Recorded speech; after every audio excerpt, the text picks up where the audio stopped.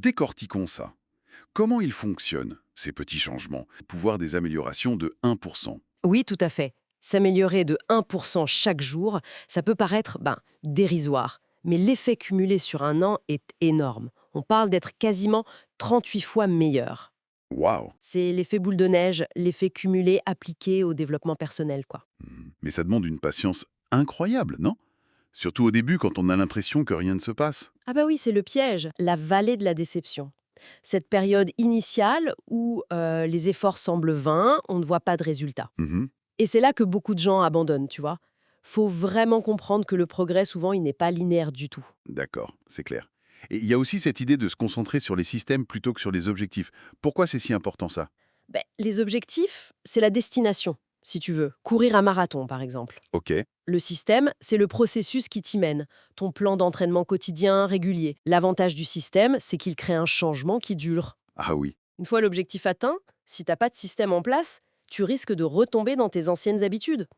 Et puis, bon, se concentrer sur le processus, ça rend l'action de chaque jour moins intimidante. ça change la perspective, c'est vrai. Et il y aurait une couche encore plus profonde. L'identité. Oui, c'est ça, c'est la troisième couche. On a résultat, processus et identité. L'idée, c'est de ne pas viser lire un livre, ou même lire 20 pages par jour, D'accord. mais de viser à devenir un lecteur.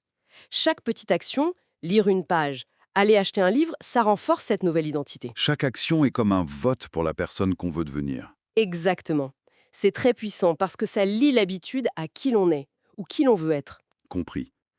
Mais alors, comment on fait pour ancrer ces habitudes? La source décrit une sorte de boucle, c'est ça? La boucle de l'habitude. Oui, c'est le mécanisme circuit, signal, envie, réponse, récompense. Et tout l'art, si tu veux, c'est de manipuler cette boucle grâce à 4 lois. D'accord, les 4 lois, allons-y. La première. Premièrement, rendre le signal évident. D'abord, faut prendre conscience de ses habitudes actuelles. La source parle d'un habit scorecard, une sorte d'audit personnel pour y voir clair. Un bilan, quoi. Voilà. Ensuite, on planifie clairement. Je ferai habitude X à tel moment, à tel endroit. On peut aussi empiler les habitudes. Après mon café du matin, je lirai une page. Et surtout, adapter son environnement. Par exemple? Pour le sport, préparer ses affaires la veille. Le signal est là, visible, le matin. Et inversement, rendre les mauvais signaux invisibles. Logique. Rendre visible ce qu'on veut faire, invisible ce qu'on veut éviter.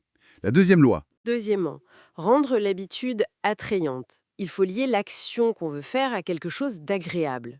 Ah oui, comme écouter son podcast favori uniquement pendant le sport. Exactement. L'entourage